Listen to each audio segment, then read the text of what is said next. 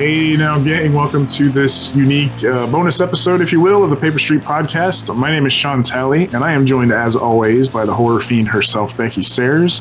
How goes it, Becky? Hello. I'm doing well. I'm excited because I'm about to I've been traveling again, and it's amazing to be out doing things. And I'm going to Mexico at the end of the month, so I'm looking forward to all that sunshine and warm weather and beach stuff. It's been a pretty snowy March here in Denver. At least for you guys. We are on a short hiatus here while your trusty co-hosts are doing some traveling, making up for much travel that was delayed by this pandemic. And I'm sure we'll get to that in a minute about how the real world nonsense of that pandemic has paralleled this program since its inception. But point being, we do not have a live to tape episode in the can for this week.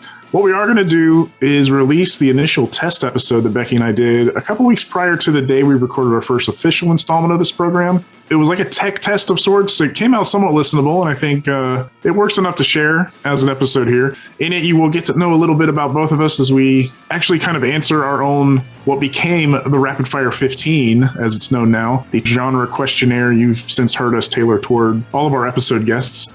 I think it's funny because it's kind of the start of a lot of, I guess, reoccurring themes or jokes between us, you know, where we reveal some of the things we really don't like, some of the things we love. And it was really the foundation for us to get to know each other because we really didn't know each other all that well before we recorded that first episode. Just I think one meeting in person. I knew other folks on the Paper Street team better, actually.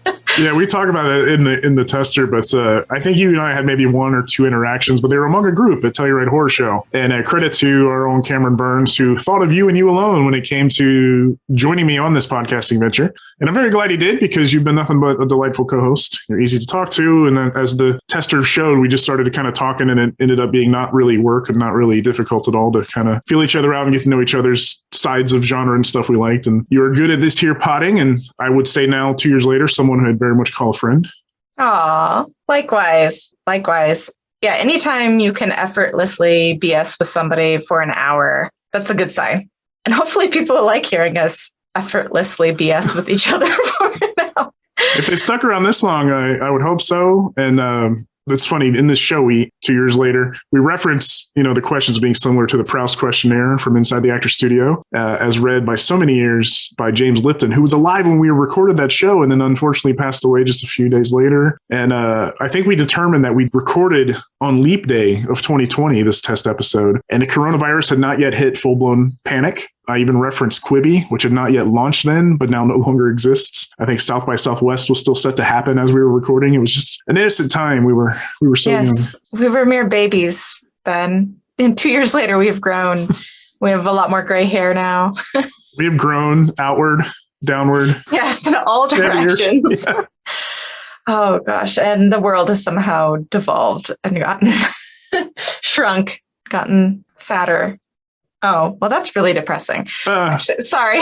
It has. I think as we're releasing this, though, 2 years later, like there's a bit of daylight for the first time, and you're seeing some mask mandates lifted and some more people going out. Like you said, we're in the middle of traveling and something we've not been able to do for a couple of years, so it's starting to look like something, and we're glad to hear it. But in the time since the show launched, we had one episode without a guest, and it's become a guest-oriented show ever since. And I would say we've learned quite a bit, in the time doing it. And speaking of time is a very valuable thing. Time is money, and to have been able to speak with so many talented, creative, and incredibly busy folks, for them to have given us their time, to have their time, I'm very grateful to all have lent it to us. And I think it's been a privilege to speak with them all in that manner. Yeah, agreed. I've learned so much about the things I didn't even know were gaps in my knowledge until this show, or just ways I had never thought about, approaching a script before. Every episode's given me a chance to re-examine how I approach movies, how I think about them, and just a new appreciation for all the talent that goes behind making a movie. You might think about all of it, being on set, but when you sit down with somebody and ask about their specialty for an hour and a half, you uncover so much nuance for the varied artistry and kind of unique talents that go into the filmmaking business. And I think it's something that always renews my energy and passion and love for film every time we get to do this.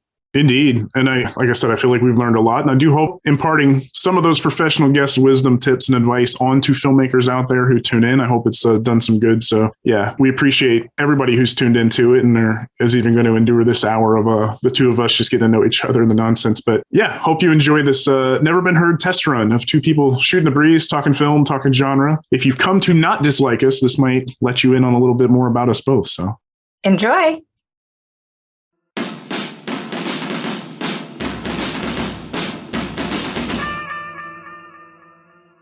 Hey now, gang. Thank you so much for tuning in whenever, wherever, and however you're doing so to this test episode of sorts of what will be known as the Paper Street Podcast.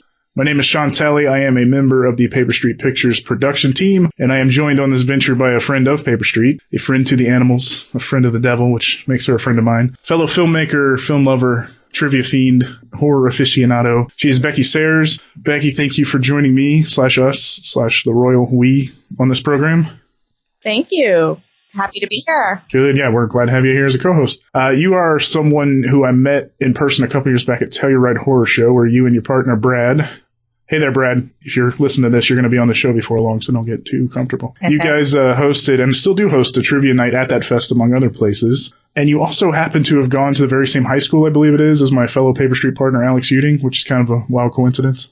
Yeah, that's right. Yeah, we're both from the same old small town of Maple Valley, Washington. Which is a Seattle suburb, I assume? Kind of, but it's just as quaint and picturesque as it sounds. The kind of Pacific Northwest they make all the movies about nowadays. Yeah, exactly. Real talk, though, what do we think about Alex? Oh, Alex is great. Yeah, no, I wouldn't say shit about Alex. A little too broy for me. Too broy? No, I love the guy. The hats, the constant hats, the WSU stuff, too much? It's just the hats, yeah. Maybe it's that. No, I mean... You have to do a shot of Fireball first, and then the WSU stuff doesn't bother you so much. But see, isn't a Fireball shot broy as well? You're leading into my whole take on him. No, he is a bro, but he is our bro, and no one else can have him. He's good people. We do love him. Alex, if you do hear this, love you, mean it, and also get back to work, because you probably have way too much to do and shouldn't be listening to this. Yeah, have to just unfairly shit on a friend for no reason. But that's a good way to start things out. Let's just he knows. Everybody loves Alex. So I'm not going to explain necessarily the mechanics of this program in too much detail. I think we'll save that for our first official episode and kind of give people the skinny on what we're trying to do. This is maybe more of like a way to get in sync with you and work out any technical kinks or issues. And again, if it does in fact turn out to be not unlistenable, I did hit the record button on it, and we'll release it in the future here as a bonus episode of some kind. So to that, the freeform aspect that you and I will attempt to do here starting soon on a bi-weekly basis, I'll try to steer. I will not overpower if I can, so definitely want you to jump in, interrupt me if necessary. I may do like the intro and outro for the show, but do want you to feel that this is a program of two co-hosts shooting the shit on film and filmmaking. So that sounds good. Good to hear. So with that said, let me just jump into some stuff. What I do know about you is you were a fellow filmmaker, as you told me. Is that something you went to school for or always wanted to do or like fell into accidentally? Who is Becky Sayers? Yeah. So as I mentioned earlier, I grew up in a small town in Washington. There wasn't much to do. I grew up on 10 acres and kind of a very rural, woodsy area. You know, I remember like the first Blockbuster coming into our town, the first McDonald's, which are all super exciting events. So that's kind of the rural I grew up in. So not a lot to do. I spent most of my time playing video games and watching movies. And one day I went to a friend's house and they had a camcorder, probably some VHS camcorder at the time. And we just decided to, make our own little movies. And of course it was like imitations of all the things we liked. And I happen to love horror movies. So we basically tried to reenact the opening scene of Scream.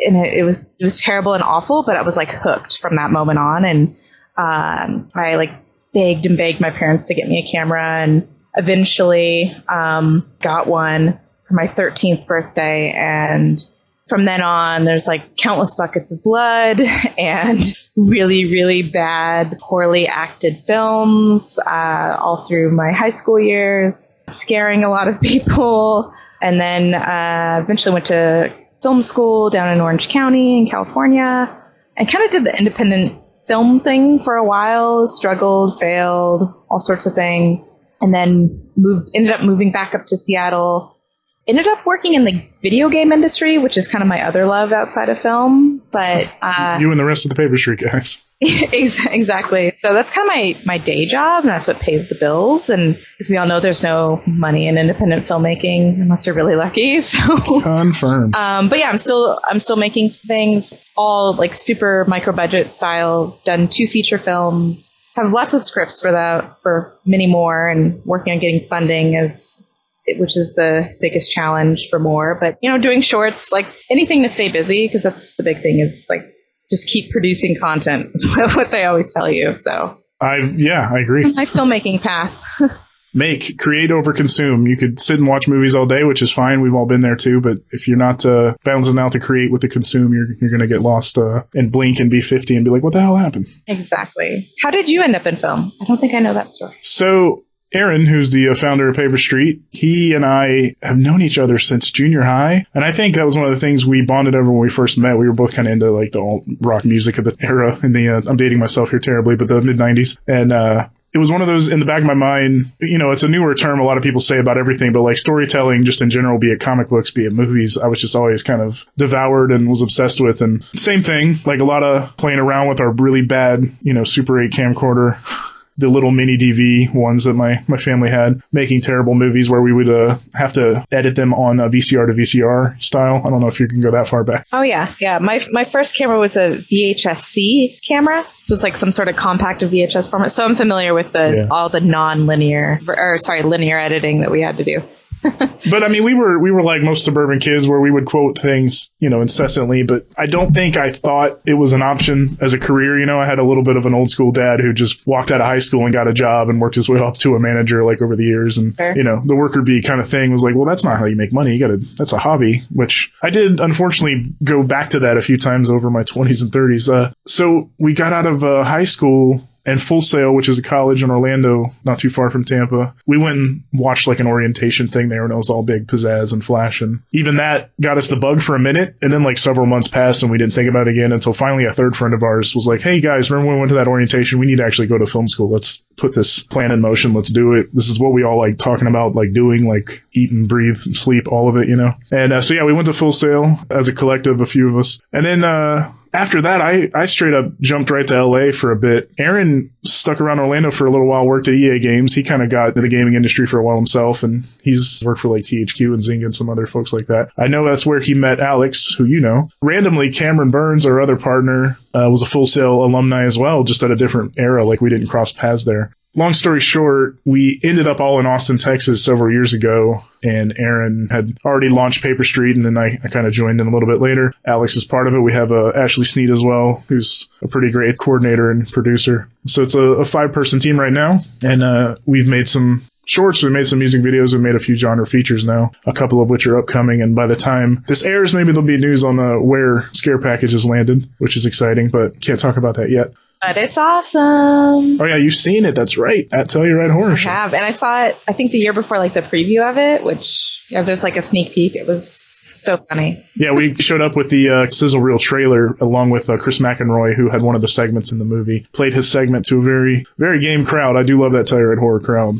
Oh, yeah. It was great. And I think that's one of my most favorite festival experiences is watching that segment of Scare Package with an audience because everyone was so into it. No, it gave us a lot of juice to continue on because it was a year-plus project. I mean, Chris was one of the early ones that had shot, and we ended up shooting more and more all throughout the year. So it was very nice to actually have a finished product by this last October. And again, some news might be out on that by the time you hear this. We'll see. And if not, stay tuned. It'll be coming very soon if it's not out. I don't want to brag too, but the year we did meet at Tell You Right 2 years ago, we won the trivia contest. I don't want to talk about this last year. We had 2 opportunities. And I think a group cheated to beat us at the very end, but we're not going to talk about it. Yeah, that's what the rumor mill has done. But we can only do so much policing. I know, it's all good. But at least you got to wear like the taste of victory one. Well, I'm a trivia nerd like yourself, and I've tasted victory many, many times at the ones around LA here. Yes, I'm based in Los Angeles. She's in Seattle. It's a West Coast affair here. As far as we're not going live by any means, but at least we are on the same coast. I'm used to podcasting with a friend of mine in Florida, so we always have to find a strange time that's not too late for him and not too early for me. So yeah, that's rough. Stupid time zones. We could be like China and just have one massive country with a single time zone. I blame the time zone for this coronavirus. Which there's no way by the time you hear this is not still a thing.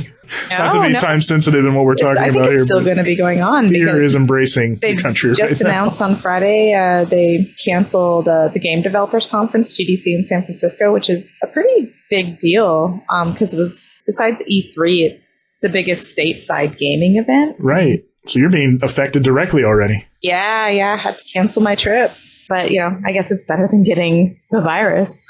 Is that because there's been enough cases on the Pacific Coast cities that they're worried about it? Or is it more of a just precautionary? I think it's more precautionary. And just when you have so many people traveling from all around the world in a condensed location, basically a recipe for illness. But that's so many events all the time. There's conventions, in every part of the country all the time. And I don't know, but we'll see. My wife just came back from a convention in Orlando. So now I'm like, oh, shoot. Oh, God. Yeah. And I was just at Disneyland, too. So, which they're also saying you should avoid Disneyland now. Okay. I made it out alive. Let me ask you, because I have yet to experience Florida or LA's version. Did you do the Star Wars stuff? Did you do the new ride? Well, I did go to Galaxy's Edge.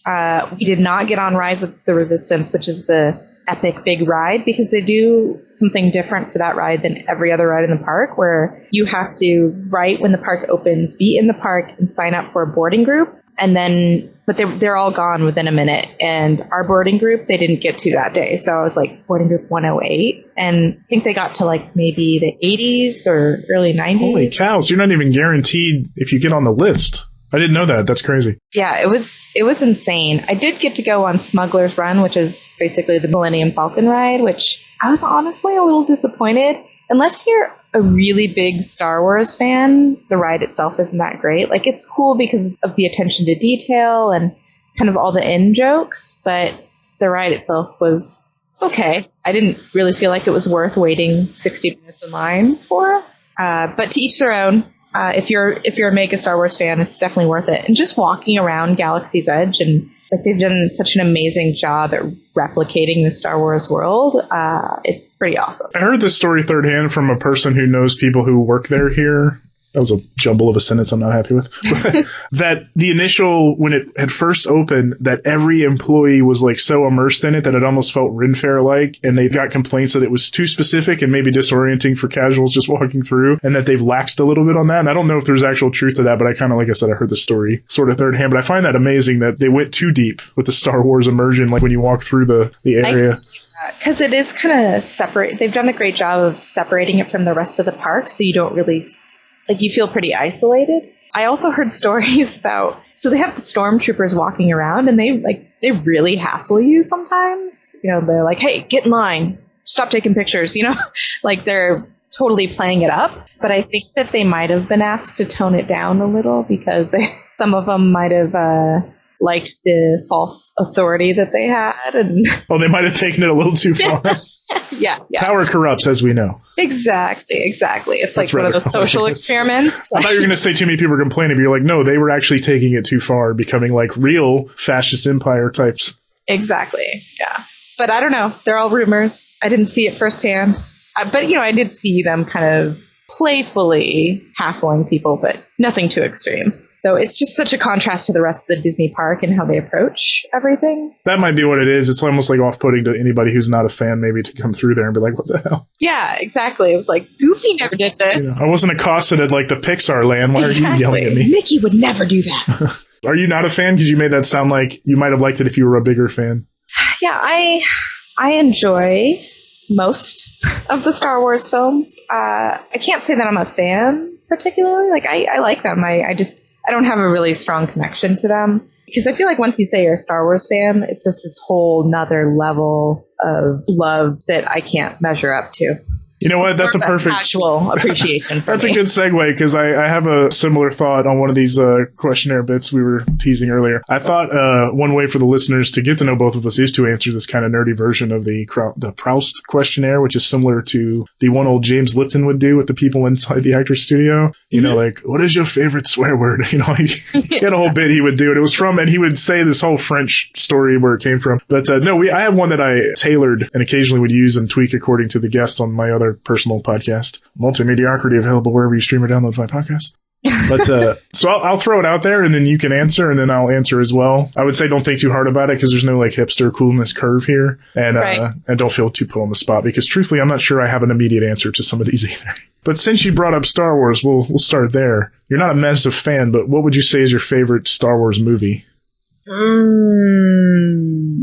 Oh, you're that casual. Well, I would say either Episode 5, probably Episode 5. Yeah. Empire is about the safest answer you can give to that.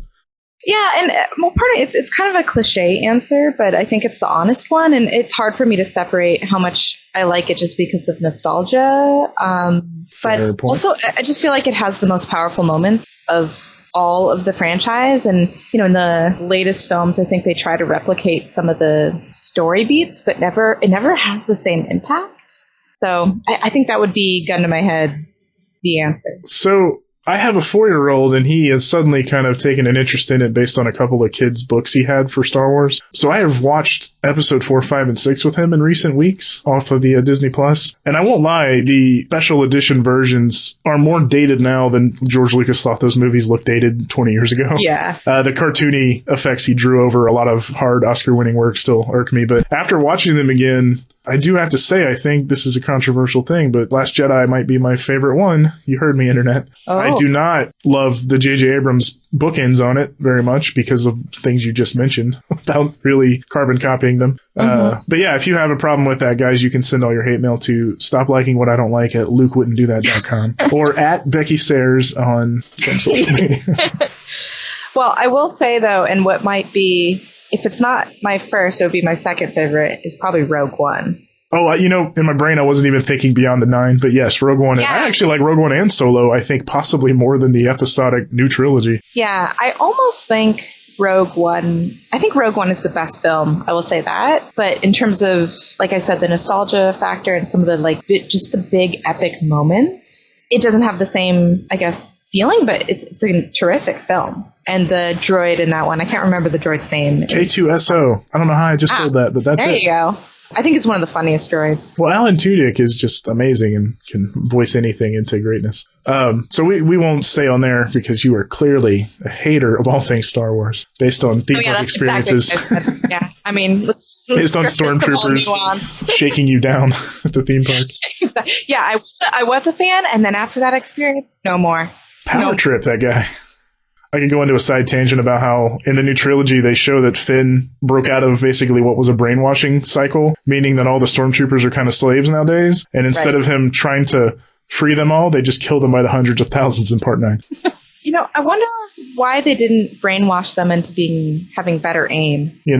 And there's a flaw in that design. Yeah. Did you watch The Mandalorian when it came out a few months ago? I haven't seen it. I won't say anything then. And I think it was amazing. They do make an incredibly on-the-nose joke about the poor aim of stormtroopers in one of the episodes and like a little cold open. I do intend to watch it because it does look amazing. It rekindled a few friends of mine's love of the kind of universe because they were a little sour on some of the films too. And I won't lie, it helped boost mine back up for Rise of Skywalker to knock it right back down a couple months ago. Yeah, it was interesting even when I have a 6-year-old daughter, Gwen, and when we were walking through Disneyland and Galaxy's Edge, she kept saying, "It's the Mandalorian! It's the Mandalorian!" everywhere. So for her, the Mandalorian has more resonance than Star Wars in general, which I found really interesting.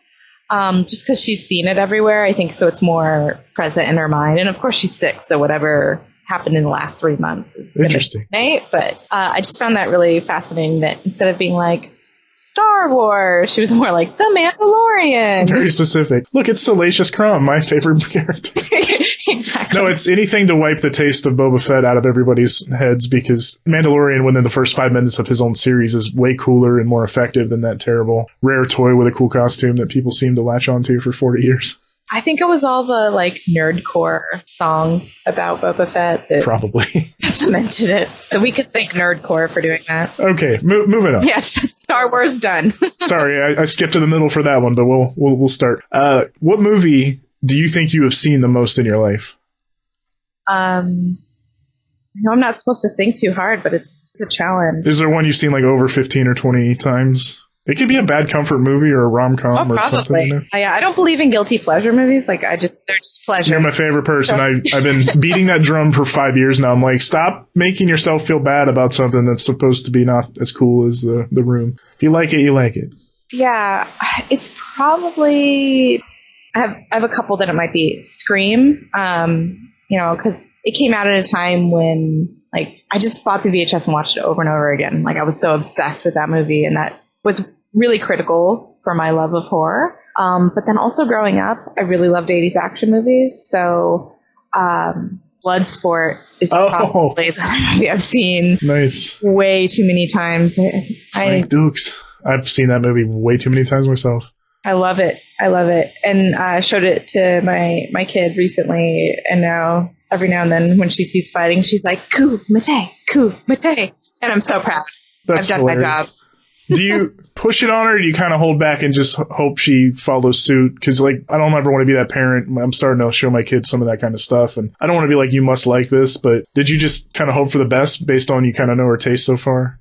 Yeah, I just kind of follow her interests. I never force her to watch anything. She's a pretty brave kid, so she's wanting to watch some things that maybe even I don't know if you're ready for that. Like last night, we just watched Nightmare on Elm Street 3, Dream Warriors.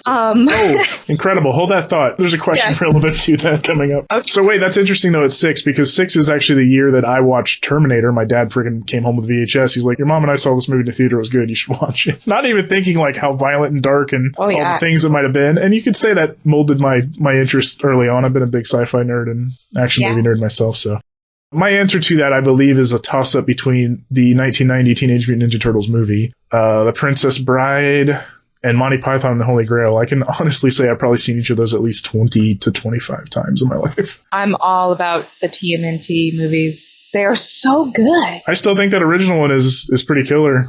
It was weird. In 1989, Batman blew up, and the weird lesson everybody took was, let's make a lot of other pulp heroes, and let's make everything dark as hell. It was just a weird time in like the wake of Batman, the way some of the movies that came out. Like, we wouldn't have gotten the darker Ninja Turtles, I don't think, if it wasn't for the gothic-y Batman success. Yeah, true. And the costumes and kind of the athleticism of the stunt doubles, whoever was performing inside of those costumes. Oh, yeah, they still have some impressive sequences in that movie, especially when you know they're wearing like 60 pounds of rubber. Yeah.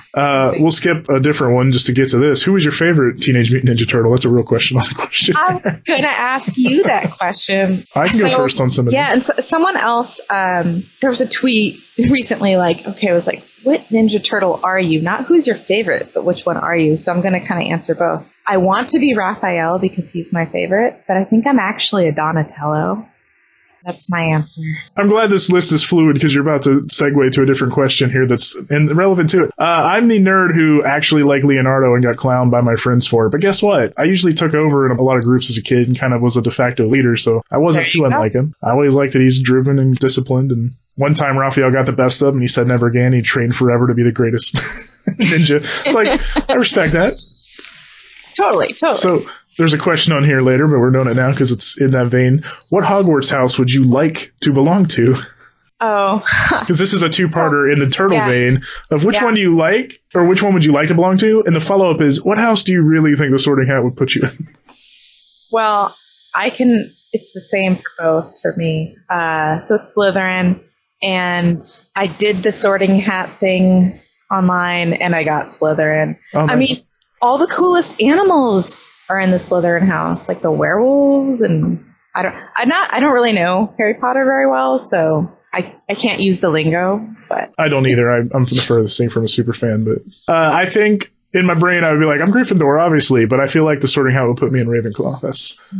If anybody knows what that means, cool. Becky's not quite sure. Yeah, I mean, I think I get it because basically all my coworkers, we all did the Sorting Hat at the same time, and it kind of revealed everyone's personalities a little bit. So I think based on the Leonardo comment, that tracks. Mm-hmm. Yeah, I didn't think about that till just now, but yes. Exactly. Yes. This is more accurate than the Myers-Briggs personality test, by the way. So. No, I mean, those two in particular with turtles and the Harry Potter thing is, I've noticed a lot of people, like you said, they have a favorite, but then like, but which one are you really? A lot of people like Raphael, but a lot of people are Michelangelo's and Donatello's. Yep.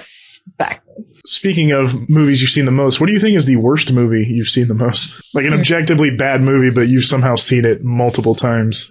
That's a little harder to answer, I think, for off the top. Yeah. Actually, I can.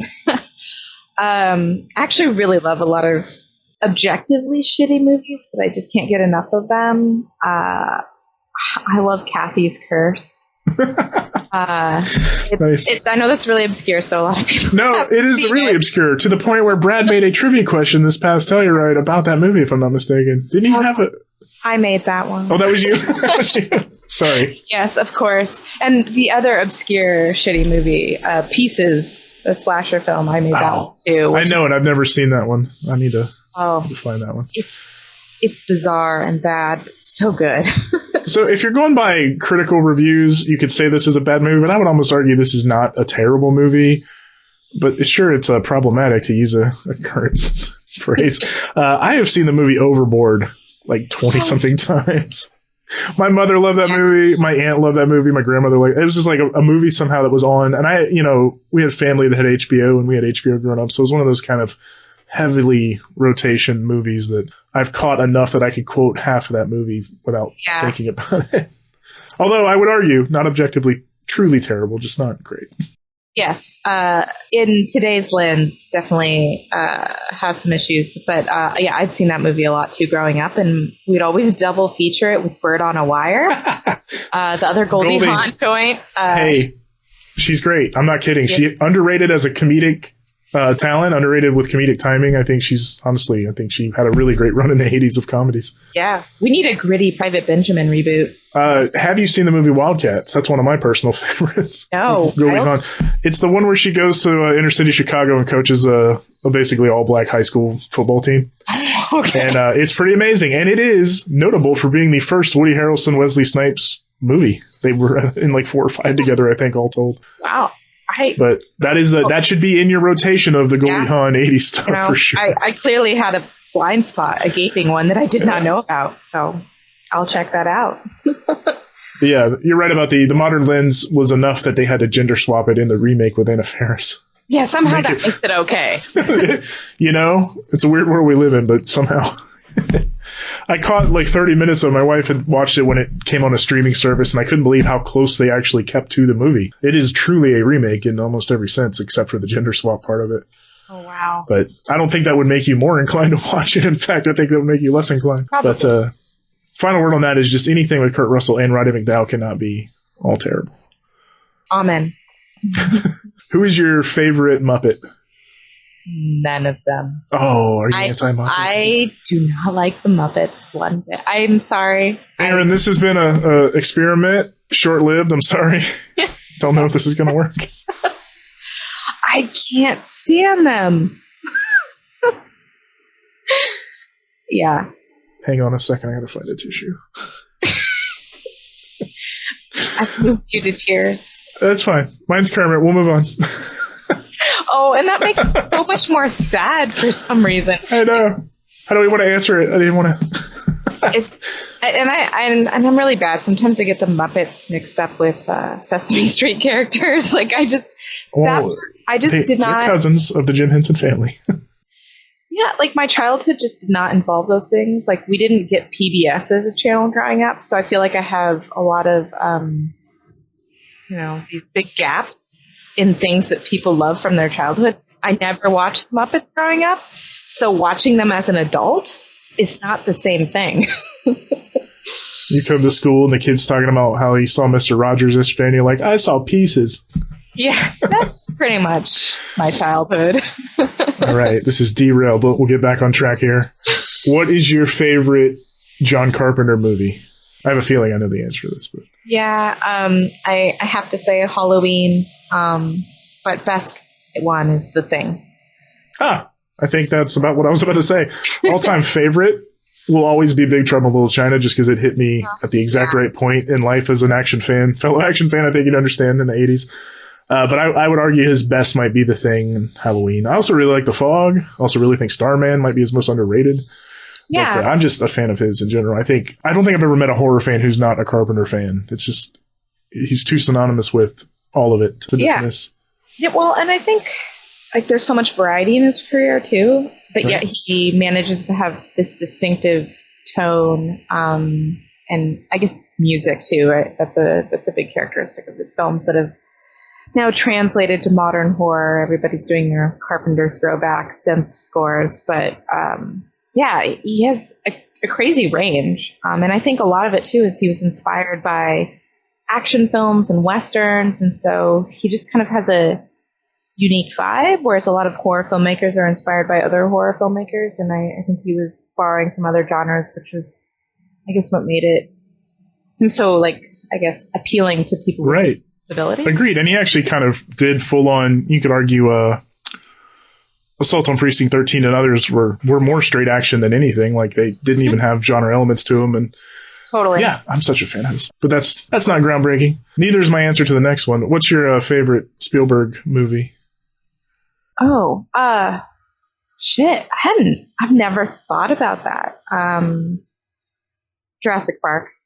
That's a good answer. There are plenty of acceptable answers to that. Yeah, question. I mean, exactly. I think because, it was also one of the first films I ever saw in a movie theater. And I just remember like the scene with the raptors and the T-Rex at the end. It was just like, oh my God, this is the most amazing thing I've ever seen. It's scary and thrilling and exciting. And like, so when I think of that film, I just think of like, this is the movies, Oh yeah. No, I was 14 and I think I still had the same feeling that people probably had in the early 80s with some of his first big blockbusters. Mm-hmm. Mine, is a basic common answer. It is Jaws. Yeah. But, take it up with him for making a near perfect film, guys. Yeah. It is. I also adore E.T., Raiders of the Lost Ark, and a few others, but I can't not say Jaws in good conscience. Like, it truly is. Yeah. And I think, to me, Jaws is by far like one of his best films still to this day. I remember breaking it down in screenwriting classes. Like you said, it is the perfect film. Everything is there for a reason. It builds at such an amazing pace and just so iconic. It's amazing. Like, I think my daughter would hum the score to Jaws before she'd ever seen the film or even knew what it was. But like everybody knows the da-na, da-na. Oh yeah, you get that just from playing in like a public pool or with friends in a pool. Like exactly. It's so synonymous with just being in water. She knew that by like 2 or 3. Nice. Right. I gotta go teach my kid. He's way behind the curve then. Yeah. What is your favorite Universal Monster movie? It's usually a draw between Frankenstein and Wolfman, depending on the day. I love both because they're like the epitome of the tragic hero, which to me is what like makes most of the Universal Monster movies really special. Like, I love the Wolfman because of just this concept of having like a curse that you can't control and having to wake up with this guilt and wondering like, what did I do last night? I think, there's definitely a lot of interesting parallels to like alcoholism or drug abuse that are interesting. I was about to say, yeah, as a blackout drunk, I relate to these things. So I love that. And then Frankenstein's just like, the outcast. It's such a like powerful story there. And that scene when he accidentally throws the girl in the water and she drowns. He intentionally throws her in the water, but he's not intending to kill her. And like, there's something so inherently sad about that it's something that has stuck with me from a small child that I will always remember. Yeah. No, Frankenstein's up at the top, near the top for me. I need to probably revisit Wolfman because you just made a couple good points I haven't thought about. I've always also been partial to Creature from the Black Lagoon. I like The Invisible Man. I think Black Lagoon stuck with me because it was one of the very first things that scared me as a kid, just catching it on TV. I was like, what the fuck is that? I was way too young to see it. Yeah, just like the fear of like what's underneath you in the water. Yeah. I think it does a really good job of distilling that. Here. Jaws was also still effective. Still has, for my money, one of the greatest jump scares in cinema history when Richard Dreyfuss goes down the water to look for the old man's, I think it's Ben Gardner's boat. And the little porthole in the boat, his head pops out. And to this day, like, I've seen it in theater, repertory screenings in recent years, and it still scares the shit out of people. But it's got the other jump scare, too, that's amazing, is like when he's feeding the chum. The chum, yeah. And it's like, they're 2 of the best jump scares in history in the same movie. Right. I do think Jaws is a horror movie and should be, but like, because you're not expecting him in those moments so much, It's not like a modern horror where you're building with the music cue to the jump scare. Right, exactly. Not that there aren't some effective ones in that too, but that's a different conversation. I think I know the answer to this too, but because we brought up Halloween and Nightmare on Elm Street, what is your favorite horror movie franchise? Yeah, I love Michael Myers and Halloween, so that's probably gonna win. But I'd say as a franchise though, I enjoy the Friday the 13th films better or enjoy them more. It's because I tend to have more fun with them, but I love Michael Myers as a character. So right. I guess it's between those two. And I'd fight to the death for either of them. So splitting hairs. Those seem to be the two most common answers, but I've always thought mine is Nightmare on Elm Street, and it also kind of factors into nostalgia and be one of the first things that scared me. But I do love a few Halloweens and a few of the Friday the 13th installments. Let me ask you though, because you said you love Michael Myers as a character. Why could they never get his mask right ever again after the first movie? Have you ever seen like a visual of all the different mask looks in every sequel? It's insane. And there's a lot of deep dives into the story behind all of those, but I think they didn't, like, the original mask ended up getting destroyed. Like it didn't survive or something, like the heat. And then they couldn't really ever get the original, like, William Shatner mask turned inside out and spray painted. Right. And then they were trying to do all these interesting things, like to make it look better under different lighting, and there's bizarre stories about it. It still doesn't make any goddamn sense why they couldn't replicate it. Or like, I just don't know what they were thinking. Especially, like, I think part 4 is probably the worst. It's like Michael Myers got Botox or something. Yeah. There's almost like weird indentions in the facial feature part of it and stuff. If that's the one I'm thinking of, the correct one. But there's a couple that are particularly terrible looking. I will say, I don't think I can count that as a favorite franchise. I love the first one. I like the second one. I've always liked Season of the Witch. I'm glad the horror community's finally come around on it. Seems like it got a new love in the past decade or so. But the continuity nonsense of that movie of like, never mind the brand new movie, which goes all the way back to like, we're a direct sequel to part 1. But like, Laurie Strode's dead, and then she's dead, and then she's suddenly not dead. So there's movies where she is dead and not dead. And then the most recent one goes, we're going to forget all of those and just have it as a long delayed sequel to part 1.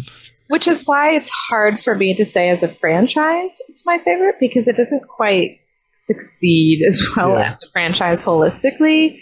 Whereas I think the Friday the 13th films, like, I just enjoy all of them, and there's like, it doesn't really matter. Like, the inconsistencies in them don't really matter. Like, it's just not what a Friday the 13th film is. Like, nobody cares. Nobody gives a shit if they're consistent. And that knows what it's doing. Whereas like Halloween has a lot more, I guess, seriousness in its approach. But I guess, the Scream films, I would have to say, is also like, maybe I would take that back and put that as my favorite franchise, because I love all of them, even the third one, which people hate. No, and that was impressionable for your time period too. So you can't fault anybody for that. I still to this day think they did when they went meta with part 1, they did the right kind of meta sequel where they made fun of the fact the sequel. Yeah. I'm trying to remember if I ever saw 4 or not. I may not have. Oh, I like it. I mean, it's hard after the third film where they did like the movie within the movie within the movie kind of thing. It's hard, like, where do you go after that? How do you get more meta? How do you be modern? How do you be post-modern? But I thought they did a pretty good job of addressing it. Retro, I guess? Well, it's remake now instead of, like, another yeah, makes sense. Still hurting about that Muppet answer, but we're going to keep going. Barrel through this. Kidding. I think you'll survive. No, it was just a funny, like, I don't know, where you're like none. No, I'm a Leonardo. I just deal with it. A Leo would be upset about it.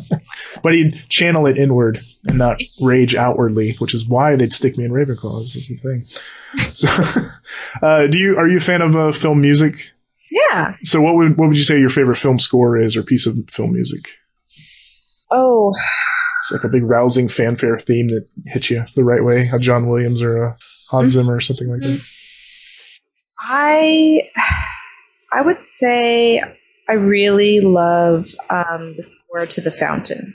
Is that Clint Mansell? I love Clint Mansell. Like, that's one I could just sit and listen to and like be moved without needing film to accompany it. It's incredibly beautiful, and Clint Mansell's, a lot of his music ends up getting used in trailers because it's like so punchy and powerful.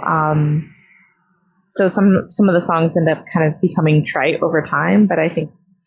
Are you referring to Requiem for a Dream? Wasn't that the one that got so overused? Exactly. But it was an amazing score. It's just hard to see it outside of the zeitgeist now to where it's like become a cliche. But yeah, I think Clint Mansell is definitely up there for one of my favorites. I agree that The Fountain as like a melodic kind of background one is perfect. Like it's good writing music. I think I've listened to more scores probably than anything in my life because it's not lyrical, so I can just put it on and do something else. I do need that to be able to focus, like, because it's hard to write if there's lyrics, maybe, for you. It is.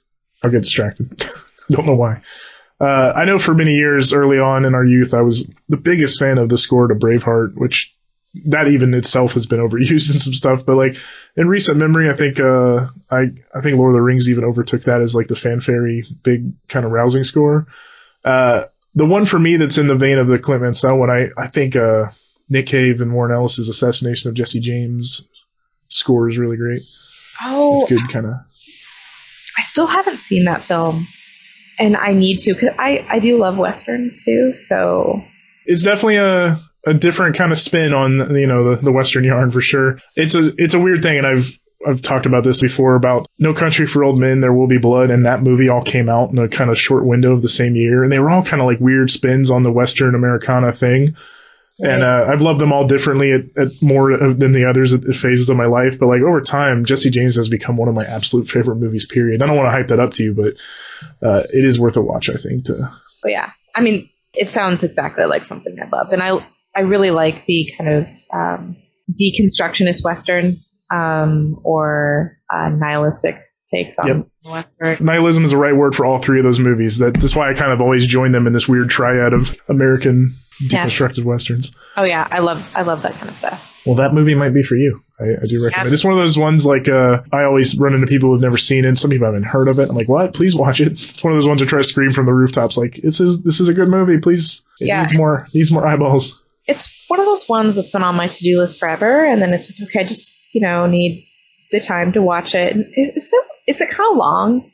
It is. It's not like 3 hours long, but it got compared a lot to Terrence Malick in its pacing, let's say, which I didn't mind because I was just into it, but I can see why people thought it might have been a slog at the time. Definitely, like, I have a strong preference for 90-minute movies, and anything above like 2 hours and 20 minutes, I'm like, I really have to be committed to watch it. You are a true horror fan. I am. I totally am. 87 minutes, perfect movie length. No, trust me, that was such a conscious effort for the anthology we were doing to keep it. Even like our own, like Cameron will say when he goes to a Redbox rental or something, he looks at the runtime and he has a sweet spot, and it's got to be like under 105 or something. So it's the world we live in now, and it's only getting worse. Quippy and other things, we're getting into bite-sized content more and more, and it's a tough sell. And it was a tough sell for Scorsese. Like, everybody I know watched The Irishman in multiple sittings. It's just a weird time we're in now. Like, I'm more apt to go to the theater and sit down because I know I'll watch it. But if a Netflix movie is 2 hours, I won't be as likely to pick it. It's a strange thought process, especially when people I know binge shows like crazy and will watch 3 hours at a time. But right. It's funny how that works. And I watched The Irishman in 2 sittings too, due to being distracted by children. But I still haven't seen it because of the runtime, and I'm not the bit. I'm probably gonna start another controversy here, but not the biggest Scorsese fan. So no, that's allowed. The Muppet thing was allowed too. I was kidding. Yeah, I wasn't expecting to be like, none, they suck. I just don't have a lot of interest in The Irishman.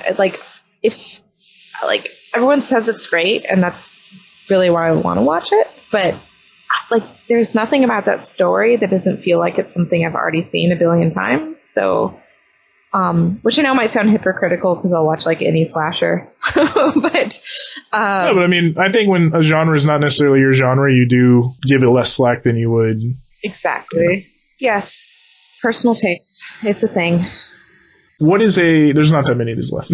What is a film or franchise that you actually would welcome a remake, reboot, reimagining of? Yeah, I was on a panel once at a con where we talked about this, and it was really fun. So I have a few different ideas, but I'll give you two. One is Killer Clowns from Outer Space, which I think they might actually be doing. I would not be surprised. I'm fine with it being a reboot, a remake, a sequel, whatever. Whatever we need to get the Killer Clowns back. I just think it was so fun. It was really clever and original. And it was so aware of itself that I think it would play really well to modern sensibilities. So I'd love to see that again. And then another film that I think would be interesting to remake is a John Carpenter film, actually, that was a made-for-TV movie called Someone's Watching Me. Nice. Yeah, I think it was 79, I think. So I think it was like a year after Halloween, I want to say. But it's this really great psychological thriller about a woman who moves into this high-rise apartment in LA, and she realizes someone is watching her from another high-rise somewhere in the city. So it's got this very like Rear Window-y vibe to it. But she's kind of like being gaslit almost. Like there's all these things that start happening that make her like she's not sure if she's going crazy or imagining it, and other people don't really believe her. But it's got some interesting, very progressive themes for a film that came from that era, especially for a made-for-TV film. But I think it could be remade for modern audience and be very relevant. And a made-for-TV movie in the 70s has a lot of limitations, and so I think without that, it could be a great filmmaker could take it in an interesting direction. Right. So I've always seen that on like IMDb's and things, but I've never seen the movie. Is that available somewhere? Because I want to add that to my watch list. I kind of forgot it existed. It might be streaming. I can't remember where. I think I think I'd seen it back when Netflix was doing DVDs like in the mail. That's how I caught a few. Like, that was never available. Let me get it this way. Yeah, so a lot of old stuff that way. Yeah, so it might be available somewhere. Hey, young people out there, we used to get Netflix movies in the mail. That's not a joke. That seems so like bygone era now, but it was only a few years ago we were all still doing that. Oh, I know. And it was funny because it looks like it's on Prime Video. Oh, nice. Okay, add it right now. Yeah. I was about to Google and add the words "not Rockwell" song after. I have a really quick funny aside about receiving Netflix DVDs. Oh, please tell. Yeah.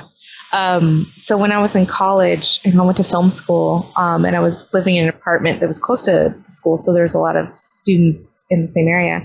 And I got the red envelope from Netflix in the mail one day, and without thinking about it, opened it up, and it turned out to be something I didn't order. And I was like, I didn't get the puppetry of the penis. What? That's what it was. And then I looked and it was like someone else who I knew. Oh, you actually knew the person. And like they delivered it in the wrong slot. And it was someone I went to school with. Oh, wow. That title can't not be something weird, right? I guess it's not. It's like an Australian thing. It's maybe less weird than it sounds. I don't know. But Australian's de facto weird, isn't it? Yeah, but just people. Of all the titles to get that belong to somebody else and then happening to know them too, I was just like, this is awkward. Anyway, that was now it's very different. Now you just get to see, things surface to you from people who you've shared your account with, and which can also lead to awkwardness. So. Oh yeah, I changed passwords. I stopped sharing. Yeah. I made my mom like in Florida shares a Netflix name, but I don't even look at what she's bothering with. It's all bad Lifetime movie type stuff, so Hallmark type movies. That's good. What would you say is the best concert you've ever seen? You didn't. Oh, did I not answer? What was my? Oh, sorry. Remake. You'll see that I like horror as much as the next freak, but I'm a rather large sci-fi fan, as this answer's about to give away. I would say until recently I would have certainly said Dune as an answer, but I'm super excited that Denis Villeneuve is making Dune 1 and 2-ish. I have a couple, though. I'd like to see a proper Highlander franchise reboot, because I think that's a saga that fell so far down in the dumps that I turned the last movie off they made. It's direct-to-video. There can't be only one then. Exactly. But I mean, even pulling some stuff from that series into the movies, I think, would do it some favors. I'm surprised it hasn't been rebooted well.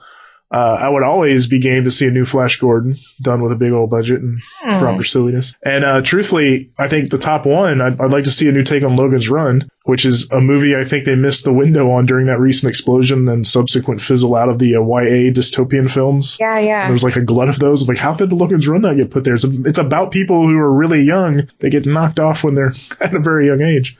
Yeah, that is surprising that it hasn't been. It's probably in the works. And so. Well, had the whole genre not taken a crap like out of nowhere and just kind of disappeared, it probably was on the docket. Yep. There was a long time there where Alex Garland was trying to make one with Ryan Gosling, and it just never happened. But I would have been down for it. I still am. Well, maybe someday there'll be another resurgence in sci-fi. Oh, you know there will be. Well, in specifically young adult dystopian sci-fi, that was such a specific thing that the Hunger Games kind of jump-started, and then suddenly there was 50. Right. But everything has its waves, right? And it'll come back. It'll come back. What's the best concert you've ever seen? Or your most memorable concert experience, maybe? Yeah. 2. So I give 2 to everything. It's hard for me to pick. This is a get to know you episode. Yeah, it's the honest answer. So one of the best concerts I went to recently was Amigo the Devil, who I think is actually in the Austin area. Based out of, but he is a murder folk is the genre, which is like, it kind of sounds like folk music, but it's really dark and murdery. Yeah. No, I'm actually familiar, strangely enough. Okay, great. But Amigo the Devil, it's like one guy, and it was a small venue, and he's just like, when he sings, he's just like, he has these crazy wild eyes, and if you get your eyes locked with him when he's singing, you're just like, oh my god, this is like terrifying, stuck but amazing. In his little tractor. Yes, exactly. So he's an incredible performer live, and an amazing voice, and there's one song that was very emotional, and he kind of explained the backstory behind it. It was like you could hear a pin drop. It was so quiet because everyone was just very moved. So that is one. It's like very intimate, amazing experience. And then another one that is very different would be Rammstein, the German metal band. Oh, yeah. Yes. They're just super fun and weird. Lots of pyrotechnics. So they do just crazy shit. There was like a bunch of like dead baby dolls hanging from the ceiling at one point, and just all sorts of craziness. But they're a ton of fun live, and just, very bombastic performance as contrast. So that was super fun. Those are good answers. I have a couple too, but I'll pinpoint one. And before you judge the band I say, I want to take you back like years ago, before Beverly Hills was a song, before Weezer was a punchline at this point. This was I just moved to LA out of film school. I'd been here like a week. I was driving around, just kind of gallivanting and checking out, ended up on the Sunset Strip with who would be my future roommate, a friend of mine from college as well. We happened to hear K-Rock say like, hey, the first 500 people that can show up here at Whiskey A Go-Go get tickets to Weezer tonight. And we were like right next to the friggin' building. It was one of those kind of serendipitous things. Oh, wow. And parked, went and got the tickets, ended up going that night. The two of us, I can smell River Cuomo's sweat. I'm like right in front row, singing every word to every song. And just to be clear, I also saw them in an arena show and thought it was just boring.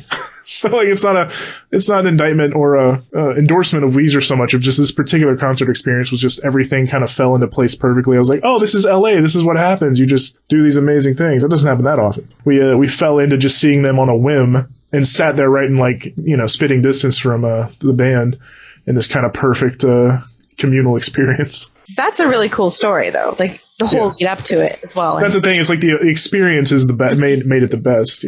Yeah, and I don't know. I still like Weezer. I don't. Okay, I can listen to Weezer, but I was of the age where the Blue Album and Pinkerton really hit us a certain way. Of course. And I would argue, not unlike Adam Sandler, I think a lot of us grew up faster than they did, and like you phase out of them a little faster than their music was catching up. Yeah, I can appreciate that. And I understand it. I'm sure you can find something on the internet about some deep dive about how Rivers went off to college and got obsessed with the perfect pop song, and the music did change a bit where he was trying to kind of find the perfect formula of pop music, and it's just not the same music as those first couple albums. No. First 3 or 4 even, some could argue. Yep. But I don't love their new stuff, but I'm glad you do. Yeah. I mean, I thought their last album was pretty decent, but I've never been a huge Weezer fan. I'd trust you if you told me like to just listen to one, because I'm always willing to try. Every time I go back, I'm like, can I just put on your old stuff? I hate to be that old man. It's like, yeah, they've actually been fairly prolific recently with albums. But my point was, you don't have to caveat the fact that it was Weezer. I mean, the first concert I ever went to was Papa Roach, so it's no shame. I have a cousin in North Carolina who went to high school with him, and he said they weren't terrible people. So, I won't get political on here ever if we can help it, but they had the funniest tweet clap back at our president recently, and this is, again, I'm not giving commentary on him. Yes, the last. Did you see it? Yeah. He wrote like, no collusion, no obstruction, total whatever, and they just wrote "cut my life into pieces" because it flowed together perfectly. I loved it. So that earned them some points, if nothing else. Agreed. Papa Roach. Yeah, I initially had a question of like, what was the first concert? And by that I mean like the first one you went to, not like your mom and dad took you to a festival show or something. Like we had the Strawberry Festival growing up, and every giant country act would always be there. So I got to see like Alabama and Reba McEntire and all these old country artists. But I truly am at a loss of, somewhere in the mid 90s, I started seeing all kinds of bands like with Aaron of Paper Street, and like I don't know if it was Counting Crows or Bush or U2 or who came first, but like we saw a lot of big acts of the mid 90s, but it has fully blurred in my head who was first, so I don't even know how to answer that. Yeah, I definitely understand that. Unless you had like a really specific moment that crystallized for you, like sometimes it's just like it's all a blur. I've seen the band Blur; they're very good. Underrated band, I maintain to this day. I like Blur. Oh, good to hear. You're back on the show. Yeah, Aaron, we'll do a few more of these. She just doesn't like sock puppets, I guess, or felt. I don't know. I don't know what it is. It's all right. Listen, my wife was scared of E.T. for like 30 some years of her life, and I made her watch E.T. finally, and she was still freaked out by the thing. I was like, it's a movie I grew up with, and I loved it. If it's not for you, it's not for you. Can't hold it against you. Is really weird looking. Yeah. I mean, I don't have a special like, I don't have special feelings about E.T. Like, I think I saw it as a kid. I don't have a lot of nostalgia for it. It's a good movie. But I don't have that connection with it. And I don't mean to be like broad stroking here, but I do think there's a bit of a gender divide with that movie, because it is like from a boy's point of view. It's a boy's movie, and I think boys might have taken to it a little more, and that's fine. That's okay. Because I don't know many females who feel that way. That's the way we do about it. Yeah. I mean, I think too, especially around that time, kind of like the, boys on bikes movies, whatever. I mean, I've never heard that as a catch-all phrase, but that is so appropriate to so many early 80s movies. Yeah. And that's exactly what Stranger Things was picking up on, right? Oh my gosh, yeah. The one anecdote I have to tell that I've mentioned before, but it's so funny to me, is I think it was Salon.com had, after I think season 1 or 2, they wrote a really big review of the show. And at the end of the review, and this made me laugh as a kid who was definitely a latchkey Gen X kid, she said, the only thing about this show that is just so unbelievable and I can't get over is no way in hell all these parents will let their kids go out at night by themselves. And I was like, that's exactly what the fuck we all did. Like, she got raked for it on Twitter. It's like, no, you're young and dumb. They were like too mean to her about it. But she's like, yeah, there's no way that parents will do that. I'm like, no, that's kind of exactly why we were called latchkey kids. Yeah, exactly. But I get it's hard to imagine that now. As a parent, I know I'm like, the things I got away with and did, I'm like, I don't think I'd let my kid do that now. Yeah, I know. It's a weird thing. Even when like letting like my daughter use her own stall in like a public restroom where like even though I know she's like 3 feet from me, I'm like, are you sure you can go in there by yourself? Are you sure you're not going to get locked in or fall in the toilet? Like it took a while for me to be comfortable even with that. Yeah, so it is hard to imagine that. I'm trying to catch myself because I have in-laws who help take care of my kids, and I do feel like they're a little too helicopter-y. Yep. And I'm like, don't hover. Give him space. He's fine. I'm watching him. It's not like I won't run for my life if I see somebody trying to grab him or something to get him. It's not like we'll drop our guard to the point of not, doing the right thing. But sometimes they got to fall at the park and just split their lip. It's just part of growing up. Exactly. How are they going to know what hurts if they don't get hurt? Yep. So that's a different conversation. It is. For a different podcast. This turned into a parenting podcast. So sorry. No, I think we were kind of speaking, on the broader issue. We're not like, you guys, you know what you should do. Oh, yeah. That's we don't want to get self-righteous. Parenting advice. Ugh. That would be like the grandma show. Back in my day, we didn't do this. Exactly. We don't want to be those people. We didn't wear seatbelts. And I didn't die. That's great. Never mind. So many people did. Yeah, exactly. Glad you did. The fact that we've reduced automobile deaths significantly since introducing the seatbelt, but you're alive, so therefore it's fine. They don't do anything. I had an uncle who was always like, I don't want to be trapped in case there's a fire. I'm like, dude, just get one of those little knife things that slits the belt. There are ways around this. That's your concern? Like, what are the odds that you're going to be trapped in a vehicular flambe? It's going to catch on fire. He'd rather be propelled through the window. Right? In his defense, he was really fat and could not be propelled through the window. He's not with us anymore. But he would have just, smashed into the steering wheel. You couldn't see it, but I did the cross thing with my hands. So, fact. The Catholic one or the Wakanda? What do you mean? The Catholic thing. I don't know. I guess I'm not religious enough to, when you do like your head to your chest to your shoulders. The thing everybody does wrong in the movies. Yeah. Yeah, whatever that thing is, I did that. Well, I wasn't sure when you said cross, you meant like you crossed your hands like an X either. That's why I said. So like, wait a minute. That's what we do in my household. Are you one of those people who's not religious, but you still put the St. Anthony in the glove compartment? I know a lot of Catholics do those kind of things. No, I'm not. I guess my parents were Lutheran growing up, so I don't have any Catholic. Like, if anything, it's like still within the Christian world, but I guess everyone was like, Martin Luther was against the Catholic Church, so... no, I got you. I only said Catholic because you were mentioning the... Yeah.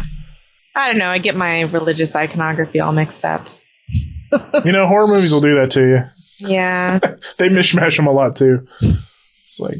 Exactly. Between exorcisms and stigmata, like all the things you see in the movies is like, what? That's a Jewish thing mixed with a Catholic thing. What's the Hindu symbol for? It's pluralism. Come on. There's a couple more, but they're more like specialized. I thought I was trying to tailor this to a movie person, but we can do these for guests sometimes. I think we'll do a little more rapid fire. I think you and I were much more elaborating. I think it'd be funnier if we made people rapid fire answer the first thing that came to mind. Right. Yeah, and I've also kept you for a bit here, so we're coming up on I think an hour here. So how you feeling? Are you good with us shooting the shit? And you said nothing's really out of bounds or off topic, so yeah, it felt pretty good. Yeah, I did. Yeah, I felt like it was pretty natural. The format works for me. It was felt easy, which is good. Cool. We'll structure it a bit. We'll come with some topics. I'll share a rundown sheet with you where we can like put some bullet point stuff in each week to kind of address. They will be more topical. This wasn't for obvious reasons, but as you're hearing this, guys, the stock market crashed and coronavirus has now infected a couple of famous diplomats. And apparently Drake got coronavirus, so it's been a sad time. God, that'd be awesome if that came true when this airs. Only for the prediction. Not that that's awesome. That's not. I was awesome. like, wow, you really have it out for Drake, I guess. I have nothing against that man, except I have a lot of things against that man. Namely, Canadian. He's Canadian? Oh, yes, he is. I don't know anything about Drake. Like, I think even tell you a song by Drake. And I'm not saying that to be like hipster cool. I'm sure I know the songs. I just don't know that they're Drake. I would argue it's more hipster cool that you literally don't know. You don't not know ironically. You really don't know. No, I don't. Makes it cooler. So there's many reasons to know he's Canadian. The nerdy one for me is that he was on the show Degrassi Junior High, which is like a Canadian Saved by the Bell. I had a roommate that watched that show, and I was like, "What are you watching?" And it was like this Canadian soap opera. Yeah. The other reason is that he is kind of a mascot for the Toronto Raptors basketball team. He's one of those, like the way Jack Nicholson used to always sit front row at LA Laker games. Yeah. Drake is like their Spike Lee, which is a better example, I guess, for the Knicks. He sits front row at the Raptors. He kind of cheers them on. And when they won the championship a year or two back, he was all over the place. So I think I just couldn't avoid the Canadianness of Drake. So now you know. And do you have a thing against Canadians? No. Record? I'm just trying to understand. That was a joking swipe. Why would I? Okay. Come on. First of all, I think you're in a similar vein of like, even if you don't know it, half of your comedic sensibilities were formed by Brits and Canadians. Half of Second City and SNL alumni are Canadian, even people you don't think about. Well, and I can see Canada from my porch. Well, shit, you might be serious because you were kind of. I mean, terribly far. Seattle's not too far from Canada is kind of the joke, and I can't really see Canada from my porch, but if I got high enough in the air, I like how you to qualify that in the air. I am in Seattle, so I do have to qualify. I certainly see it. No, I would have believed you because in my brain it's only like 20 to 30 miles from the border, but you may be much further, and I'm not sure. Yeah, not quite that close, but okay, it's close enough. But yeah, anytime I think about like someone talking about Canada in a negative way, jokingly, I think about Canadian Bacon, the movie, and like the maple John Candy, syrup funny Canadian down the map. I love it. Wait, I'm mixing movies. That was John Candy, right? No, Canadian Bacon? No, you're right. Yeah. Well, because he did Wagons East, and I think that was the Western where he died. I don't know. I mixed up the final John Candy movies. John Candy is in Canadian Bacon. You are. Yeah. Yes. Don't doubt yourself. Or as we call it, ham. Sorry. There was more to that, and I was like, nope, stop it. It was a dad joke, and then I was like, let me cut it off. You're going to have to get used to those, I'm sorry to say. I'm a big fan of dad jokes. And I was dad joking before I became a dad. I love puns. Same. So I'll call each other Rapunzel and Puns de Leon. Okay. Going forward, that's how you shall address me. I kid. He's a Floridian legend, explorer. I don't know if people on the West Coast even know who Puns de Leon is. Oh, yeah. I mean, God, when I was in third grade, we had to do this assignment where everybody had to pick who they thought discovered America and make a case for it. And that was one of the options, as well as, Christopher Columbus or Francis Drake. And then get this, everyone was just assigned a person, right? One of the options was Native Americans. I mean, arguably, if the story is true that they migrated over the Bering Strait from Asia, then yes, they are correct. They are the ones who first settled here. Yes, that's what they essentially talked about, the whole land bridge thing and all that. Columbus can suck it. He never stepped foot on anything that is currently American soil. I will give the nod of the guy who got over the most, no matter what he stepped foot on, is Amerigo Vespucci, because he got a whole half of the planet named after him. America takes up 2 hemispheres, 2 continents. True. So Amerigo Vespucci, he wins. I don't care. Yeah. And Magellan wins for being a butt of a joke when people were like, why can't you find it, Magellan? So I guess those two are my 2 I would pick if I was a kid in school. Yes, and they won, and indigenous populations unfortunately lost. Columbus won somehow. I get a day off of work for his dumb shit. Any day off work is I'll take it. Mm-hmm. Becky, thank you. This was a joy. I mean that. I'm not being insincere. I do look forward to doing this thing for real in the coming weeks. Yeah. Let me, something we'll probably do here as outros. Is there somewhere the good people can find you online, like social media wise? Yeah. You want them to find you. Let me think about that. Yeah. Twitter is probably the best place, at Becky M. Sayers. Becky M. Sayers. Anything Muppet related, please direct to her. Anything Last Jedi related, I'll take it. Bring it on. Bring it on, angry internet. Stay mad online. Great. I am at Shawn Talley on Twitter, at Shawn M. Talley on Instagram. Becky and I have the same middle name. It's Megan. What? Actually, I don't know yours. Well, I assume yours is not actually Megan. No, mine is not. What is your middle name? Marshall. Oh. Yeah. Huh. Not what I would expect. No, most people assume Michael. Marie. Well, that is what I would expect, unfortunately. Yeah. Every American middle name is Anne, Lee, Lynn, Marie. It feels like there's some weird variation there. There's some Mays in there, too. All right, fair enough. Marie, Maria, May. But Marshall's a unique one. Right? That was my father's middle name as well. He thankfully didn't junior me. Yeah. And, but he gave me the middle because fucking pride and stuff, I guess.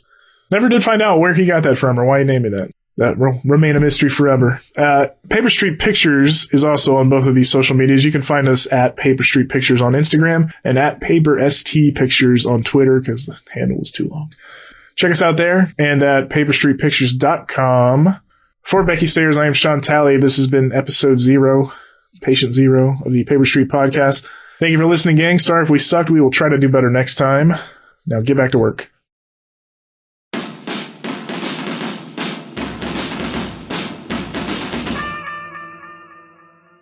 And there you have it, petered out like we try not to do nowadays as we are pros in the modern era here on the starting year 3 of the Paper Street Podcast. We will be back to our regularly scheduled program on the next one. Once again, thank you, Becky, for being a trooper through this whole thing. Thank you all, as always, for listening, gang. Yes, thank you, Shawn. Thank you to everyone that listens. Thank you to all our guests. And here's to hopefully many more successful episodes and more learning experiences. And hopefully someday we will eventually actually get better at doing this. Can't get worse. Oh, it's possible. I already did the sign off in the tester, so I won't say it again. Other than just again, thank you all for tuning in. Bye.